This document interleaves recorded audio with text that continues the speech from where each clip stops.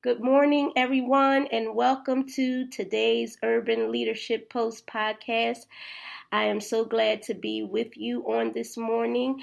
This is a fabulous Friday, and I hope that is what you are experiencing so far. We're so grateful to be able to come to you on this last day of the week. And talking about breast cancer. We know that October is Breast Cancer Awareness Month, but also the month of October is Health Month as well. So all month, as we stated in our program earlier this week, that we will be talking about many of the different health issues that people go through, making people aware, and also being able to listen to your body and it speaks to you. And so this morning, I am so delighted to have with me my friend, my sister, Kammy Chitwood, all the way from Chattanooga, Tennessee. And she is a breast cancer thriver. And I'm just, I don't like to use the word survivor because when you have come through certain situations in your life, you know that you're not still alive just to survive, but you are alive to thrive. And I am so grateful that she definitely is a picture and an example of what thriving looks like after breast cancer. And so, Kammy, welcome to the show. Thank you. It's wonderful to be able to join you guys this morning. I certainly appreciate it. Yes, and so I just want you to tell our listeners, just go right in. Tell us about your journey, your breast cancer journey. Tell us how you found out that you had breast cancer. Okay. Well, I was 30 years old. I had 3 young children, ages 8, 6, and 4. I was a single mom, and I worked a lot of hours, and just started noticing first I was becoming really tired a lot, and I've always had a lot of energy. Also started having bruises on my body that I did not remember hitting my legs or my arms, and I was a tomboy growing up, so I never really bruised easily. So those were 2 signs right out the gate that I started noticing before I'd even found the lump. I started going to the doctor asking, if there's any exams or anything that he could do to see blood work, if he could see if there was anything going on. All my blood work came back perfect. So it was about probably 2 or 3 weeks later, I was had got out of the shower, putting on lotion like, us women do, and had noticed a pea-sized bump on my left breast. So I went back to the doctor and told him that I had found this lump. Mm-hmm. And he basically said, Ms. Chitwood, you have no signs, no breast cancer, history of breast cancer on either side of your family. So I'm thinking it's maybe just a cyst or something. We'll just watch it. So that was probably about 2 months later, I noticed that the lump had actually tripled the size. So wow. It went from a pea to the size of a $50 in about 2 months. So being, the single mom, I wanted to continue to work. I work for a tax firm. So I wanted to make it through tax season. Finally, I had gone and persisted because they kept telling me that it was nothing. So I persisted to do a biopsy. They even did an ultrasound, and they said, the ultrasound looks very normal, very round and smooth, and typically these tumors, cancer tumors, are, kind of jaggedy, and so they did the ultrasound, came back, good. So I demanded the biopsy because I knew that something was not right with my body, and that's the most important thing is you know your body better than anyone else. Yes. So it's very important for you to listen to the symptoms and the signs of your body. So I demanded the biopsy, and even the surgeon that does the biopsy, he's very well renowned, and he even told me, he said, Ms. Chitwood, it doesn't look suspicious. I'm going to go ahead and send it off, and if you don't hear from me, then no news is good news. So I was literally sitting in my office. I shared my office with about 8 other people at that time, and received a phone call less than 24 hours later from the doctor, and he said, Ms. Chitwood, I regret to inform you, but your biopsy did come back positive, so I need to get you in the office as soon as possible. So I got in. That was on a Wednesday, and by Friday, I was starting chemotherapy, some of the strongest chemotherapy that they had to offer, because I was already in stage 3. Oh, wow. Wow. So let's go back for a moment, because you said something very important that I need our listeners to really kind of rehear again. You said you were only 30 years old. And the reason why I want to bring that point out is because normally most insurances and the way they have your insurance plan set up, or even doctors say that most women shouldn't get their first mammogram until they are 40 years old. That's correct. And so now we see this uprising of so many women in their 20s and in their 30s, with breast cancer. But, what would you suggest to a woman? I mean, she might not feel a lump. You understand what I'm saying? I interviewed Barbara Stewart on Wednesday, and her experience that she did feel something, but when she went and got everything checked, they told her it was fatty tissue, so she just went on, with her situation, and when she found out. She was stage 4, but she was also, older. She was over 40. But what would you tell a young woman, maybe, what is your suggestion to women, and maybe if any doctors or insurance companies are listening, about how soon a woman should get a mammogram? Well, I believe, first of all, you have to be your own advocate. That's the most important thing. So any young, and even when I was going through that at age 30, there was actually someone going through chemotherapy with me that was 21 years old. Wow. So, it's not just, they see that most commonly in older women. But I honestly believe that it's probably started out, but when you were younger, but you really didn't pay attention to your body, and it just progressed to where it got, into the higher stages, which you don't want to do. So my suggestion is to always, always, always know your body. And I know I did not think anything about doing self-exams at 30 years old. So I highly suggest know your breast, do the exams. You can do them in the shower. It's very easy. Even me putting on my lotion, I recognized that lump was not there before. So just know your body and be persistent. You have a voice. Use it. Be your own advocate. Yeah, because that's a very good point that you just made. Because you said you had a well-renowned surgeon who looked at it just out of observation and said that he didn't think that it looked like it was cancer.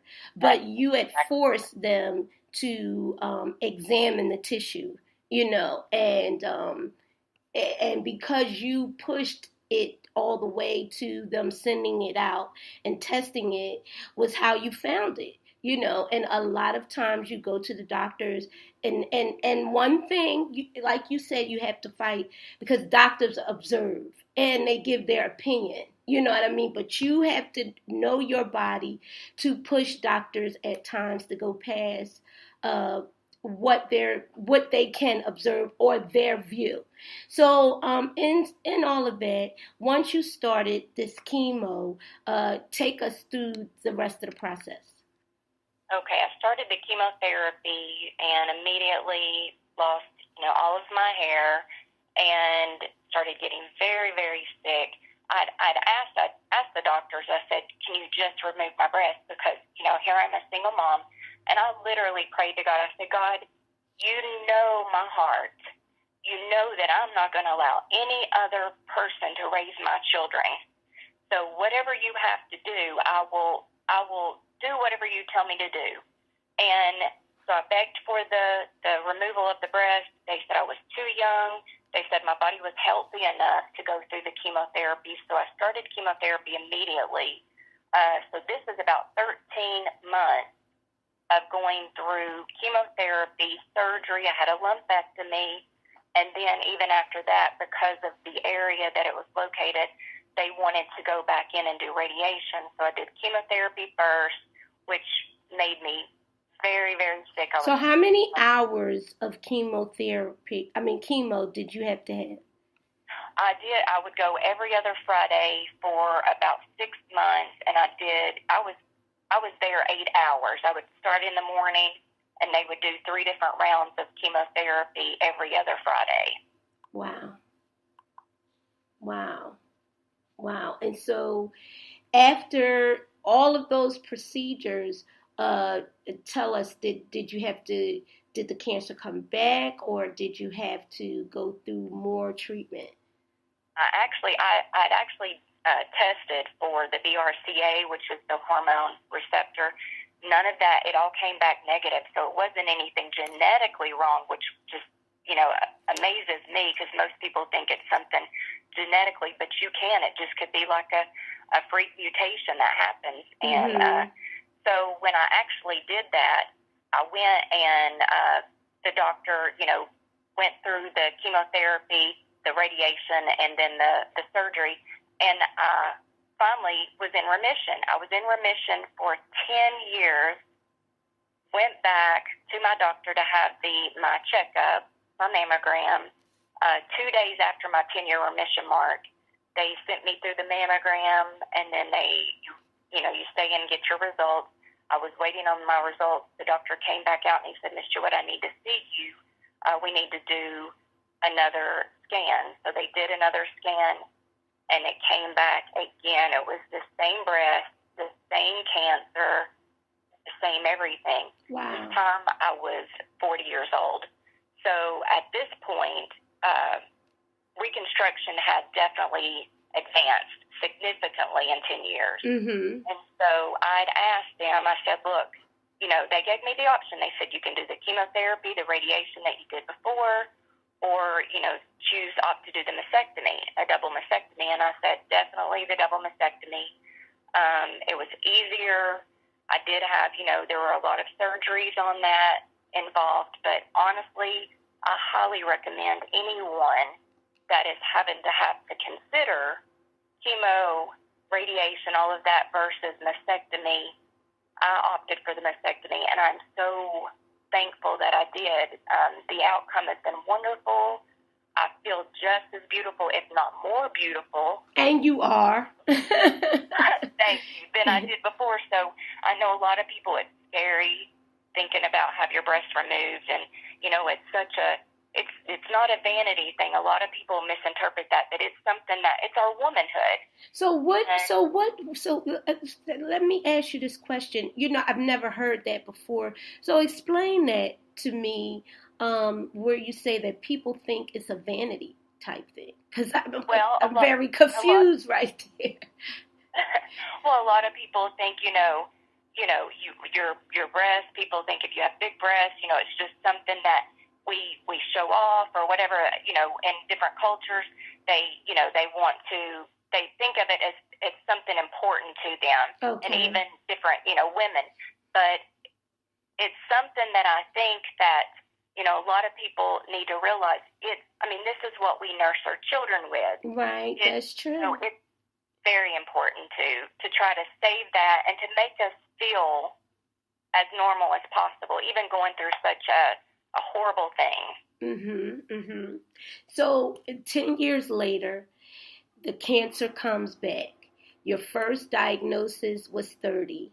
You were in remission for 10 years, and then at 40, it comes back, and it comes back in the same area, the same type, and you get a double mastectomy. And so can you tell us, emotionally and mentally, what was your journey like at that point? At that point, I'm not much of a crier. And when I had to, immediately you say, yeah, just cut them off. But then when you start doing your research and you look at everything and you see what it looks like in pictures, it just looks horrific. So I can remember laying down. My daughter was with me, and she was asking me. It was a couple of days before my surgery was scheduled, and we were just talking, and she was like, "Mom, are you prepared for this?" And I said, "Yes, I am." And she, we just started talking, and immediately just the emotions. I guess I'd been holding them in. Right. Kind of just busted and like a dam. And my daughter looked at me and she said, "No, Mom, no matter what, you're always going to be beautiful. Don't let this change who you are." Yes. And to me, you are a person that has outward beauty, but you're even more beautiful on the inside. Thank you. Yeah. Glory. And that I, that is a tremendous compliment to be able to give to someone, because you don't have a lot of beautiful people who are beautiful on the outside, that has a beauty that outstands their beauty on the outside. So that you have that. And so now today, with everything that you have gone through, did you get any type of other reconstructive surgery done to, give you a replacement? Or what did you do after you got the breast removed? Yes, I opted to do the reconstruction, and now, because they are so far advanced from 10 years ago, they can actually use, they used your latoris muscle, which is in the back, where your back beside your spine. They took that muscle from my back and actually constructed the breast on the left side and put an implant, because they have to remove all of the tissue. Mm-hmm. And make sure, this is the advancement, with the insurance anyways, they would only pay for the breast that was that had cancer. Now, because they know the importance of the symmetrical of it and the symmetry of it, they will actually pay for the other breasts as well. So I was able to do both breasts, build it up with the muscle from my back.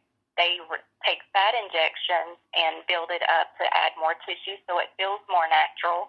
They do the implant and build the breast to where my breasts look. Honestly, my breasts look probably better than they did.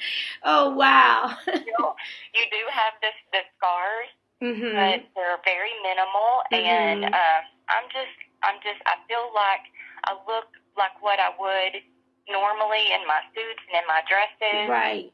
And I don't feel any less of a woman. I feel more empowered, honestly. Wow. Well, look, to beat cancer, you understand what I'm saying, definitely gives you the valid right to be and feel empowered. And, I'm just so inspired by your story, to look upon you. No one would ever know that you went through any of this. All of the women, including Barbara, who is my aunt, who I interviewed her on Wednesday, her story, and all the many stories, because there are so many, all of the many stories of women who not only just breast cancer, but have fought all types of cancer and have thrived after chemo, after, surgery. And I know that you are definitely a champion of all of that. And I am so grateful to God for what He has done for you. And so now that you've done all that, can you tell us what are they saying about your so does the double mastectomy, that takes away, because I want to understand that, all of your chances of cancer ever coming back in your breast area? There are still chances. It just minimizes them almost to 100% that it will not come back. I do know of other cases. One of my best friends, her mother had breast cancer. She beat it twice. She had the mastectomy, opted not to have the reconstruction, and she did pass away. It came back a third time. Wow. But I think where it comes is when it starts to spread all over your body. So, that's why we say it's just important just to know your body, keep up with your doctors, go to your appointments, and be your own advocate, because just because I did the mastectomy and I did the reconstruction, even after the reconstruction, there was still just a trace on the top layer of the skin that was showing some of the cells, so they had to go back and do some radiation even after doing the reconstruction. Wow. That's so powerful to learn, because I remember seeing maybe a few years ago on Good Morning America where what is her name? Robin Roberts? Not Robin Roberts, but she had her own journey too, but Angelina Jolie, where she decided, because of her family history, to get both of her breasts removed. That was a decision. She didn't have any cancer. She just wanted to do that to prevent herself from getting cancer. So from that, just the way they presented that, I always thought that she took that bold and drastic move so that she would never get cancer in that area, because that was a family trait. But just hearing you say today that it still is a chance, even after all of that, that the cancer could come back. That's shoosh. I really hate cancer, but I do too. So in closing, what would you say to our listeners about caring for your body, certain things that you learned about that could give you, that could assist you in preventing cancer in your body? Okay, number one, I learned after, rigorous research, sugar is one of the things that cancer feeds off of. Okay. So if you really pay more attention to processed foods, sugary foods, just take care of your temple, number one. Be your own advocate. Like, I cannot stress that enough, especially in young girls. Know your breasts, know your body. I was a shy girl, so me, thinking that I was doing breast exams, you just think that that's a dirty thing. It's not a dirty thing. You need to know your body. Yeah, it's not, right? Know what they feel like and know the changes, and just speak up. Have your voice. Stay on top of your health.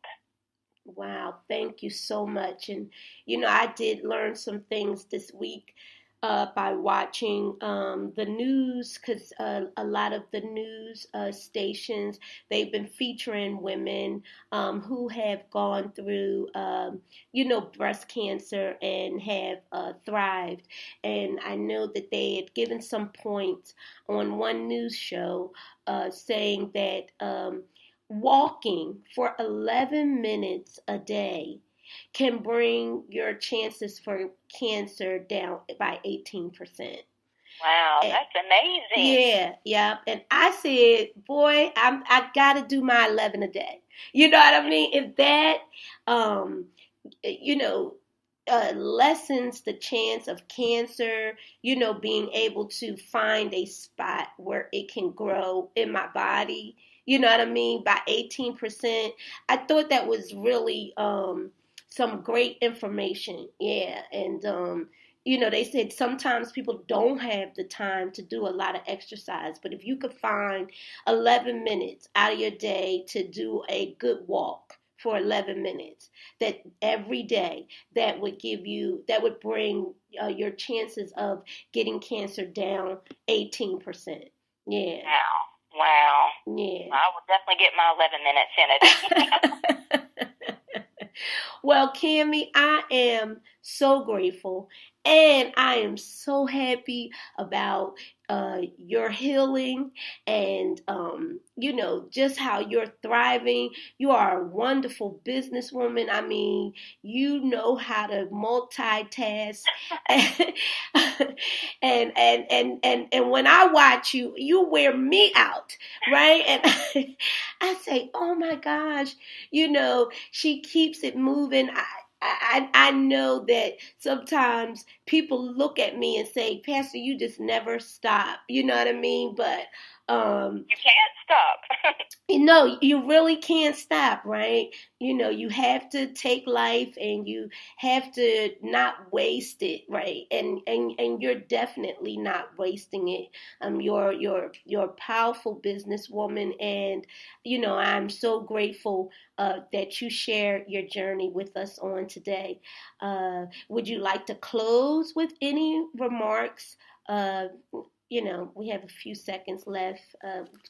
Yes, ma'am. And first of all, I appreciate the opportunity for allowing me to come on and share my testimony. You are an inspiration to me. Anyone that is in your area, I highly recommend them come to your church. She is a powerhouse preacher, and don't let her little bitty itty bitty person make you think this woman has power inside of her like I've never seen before. And if I can say this, one of the things that stood out to me the most about you, Pastor Ray, is your testimony. And I appreciate your transparency, because if we would stop sugarcoating our testimonies, yes, our transparency could be the very thing that provokes someone to give their life to Christ. Yes. And I want to thank you for being so transparent and being so bold and courageous and helping, others transform their life to have a better life. So I thank you for that. And I thank God. I, of course, give God all the praise, honor, and glory for allowing me another day. Every day is a gift. Another day that I get to be a mother, I get to be a daughter, and I get to be a friend. And I just thank you for the opportunity. Oh, powerful. And thanks again, Kammy. Tell everybody down in Chattanooga hello. And everyone, thank you so much for joining in on today's Urban Leadership Post podcast. Look, today is Fabulous Friday, but I hope and pray that you will make your weekend great. And most of all, make sure you find you a house of worship on Sunday and go and serve the God who keeps us. He is a keeper, and I'm so grateful to him for keeping us all. We see death and destruction and hatred and dissension all around us, but God, he is faithful. He is able to keep us even when we don't want to be kept. So God bless you all. Thank you again for listening to the Urban Leadership Post podcast. Be blessed.